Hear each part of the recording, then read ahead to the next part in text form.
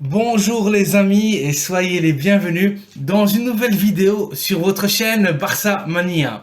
Barça Mania vous permet de rester toujours bien informé sur les nouvelles de la meilleure équipe au monde, le FC Barcelone.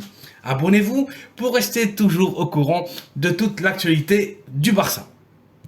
Even when you feel low, you can still go. Even when you feel slow, you can still go. Even when there's no hope, you can still go. I never answer to no, man, I still go. Go, go, go, go, go, go, go, go, go, go, go, go, yo, go, go, go. Aujourd'hui, je voudrais vous parler du parcours de l'équipe du Maroc dans cette dernière Coupe du Monde. Parcours tout simplement héroïque. Meilleure performance dans l'histoire du pays et du continent africain. Le Maroc aura été demi-finaliste de la Coupe du Monde de Qatar. Quatrième meilleure équipe au monde. Le Maroc a réalisé une performance exceptionnelle en éliminant et en battant la Belgique, l'Espagne et le Portugal. Un Maroc qui a représenté avec courage et dignité tout un continent. Les Lions de l'Atlas avaient tout simplement tout un peuple derrière eux, 40 millions d'âmes, 40 millions de Marocains et tout un continent et une bonne partie du monde qui voulait juste une chose, que ce Maroc, un Maroc ambitieux et déterminé, remporte la Coupe du Monde. Et les Lions de l'Atlas ont fait honneur au Maroc, aux pays arabes, aux pays musulmans et aussi à toute l'Afrique. Ils ont été une immense fierté pour les Marocains. Ils ont accompli une performance juste inoubliable.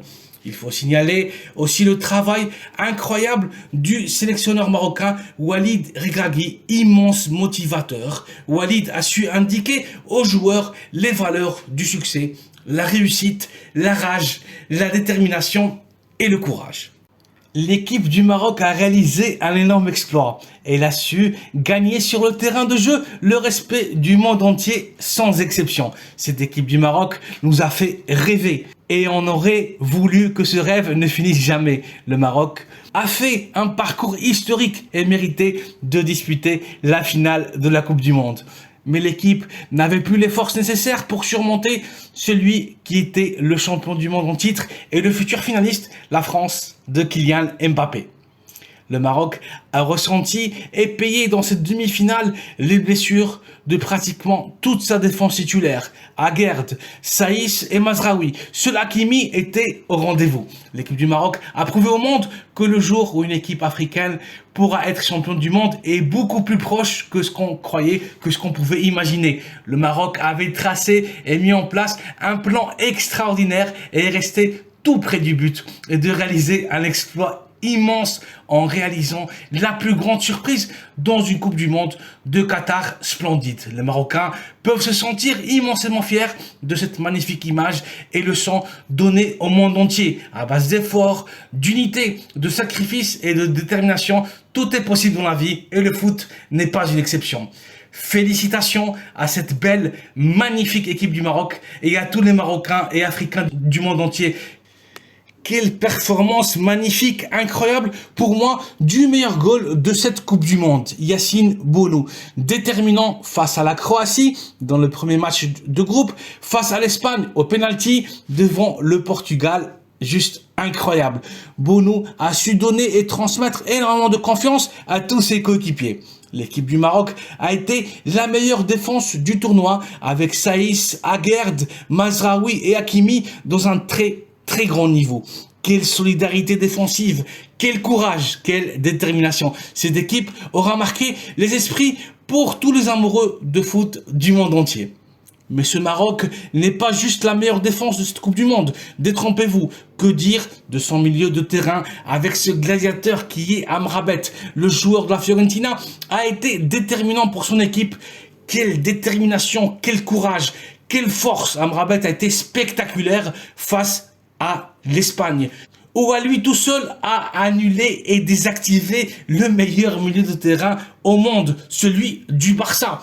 Rien que ça, le milieu de terrain du Barça, avec les Sergio Busquets, Gabi et Pedri sur le terrain. Amrabat et Enzo Fernandez ont été de très loin les meilleurs milieux défensifs de cette Coupe du Monde de Qatar. Et quoi vous dire du numéro 8 de l'équipe du Maroc, Ounahi, ce prodige, ce joueur d'à peine 21 ans et qui a flirté avec la deuxième division en Ligue 1 avec son club Angers.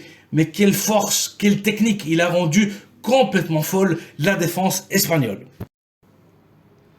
Même le sélectionneur espagnol Luis Enrique, en conférence de presse, a salué et partagé son respect et admiration pour le jeune Marocain. Malgré tous les pépins physiques, le Maroc a donné la plus belle des images au monde. Cette équipe a été tout simplement héroïque. Quelle exhibition face au Portugal de Cristiano Ronaldo qui a éclaté en sanglots à la fin du match. L'équipe du Maroc a su vaincre les Portugais malgré leurs nombreuses stars sur le terrain de jeu. Ce Maroc a eu la force de créer une unité et une vraie communion dans le monde entier.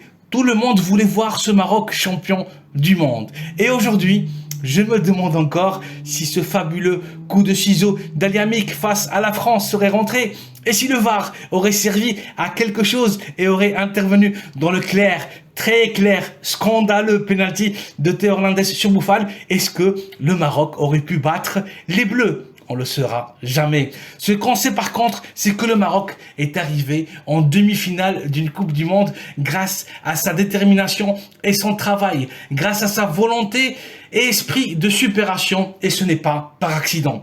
L'entraîneur des Lions de l'Atlas, Walid Regragui, doit continuer son travail, poursuivre sa mission, continuer de sélectionner et de compter sur les mêmes joueurs, le même groupe, ce groupe unique et solidaire.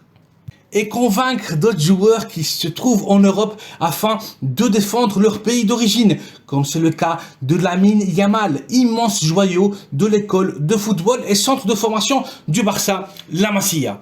Walid aura aussi la tâche compliquée et sensible de chercher, trouver et former un numéro 9 de garantie, un vrai attaquant central, un killer de la surface, car dans cette position, il n'y a pas encore ce qu'il faut.